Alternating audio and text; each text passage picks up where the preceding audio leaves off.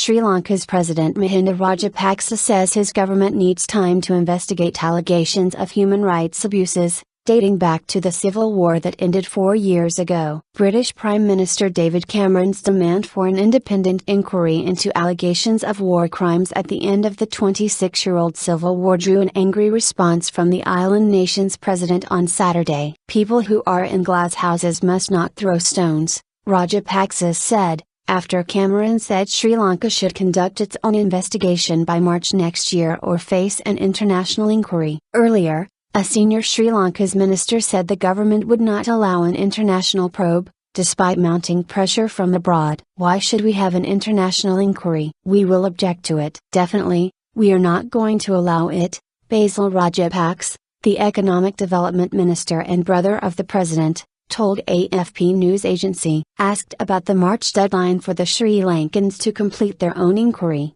the minister rejected any talk of a timetable being imposed from outside. They can't give dates. It is not fair. Even Cameron has said we need time. Even in Northern Ireland it took a lot of time, he said. Cameron visited the former war zone of Jaffna in the north of the country and urged Rajapaksa to do more to seek reconciliation and devolve power to the Tamils. Denials of civilian onslaught. The Sri Lankan president made a veiled reference to the Bloody Sunday shootings, when British soldiers killed 14 unarmed protesters in 1972. We have done what we can, but there are other countries after 40 years they still couldn't publish a report, he said. Britain published the results of an inquiry into the killings in 2010. The Rajapaksa regime has consistently denied any civilians were killed in the last stages of the war when government troops routed Tamil Tiger rebels in their last stronghold. However, the UN and rights groups have said as many as 40,000 civilians might have been killed in the onslaught. Cameron said he was moved by the harrowing testimony of survivors,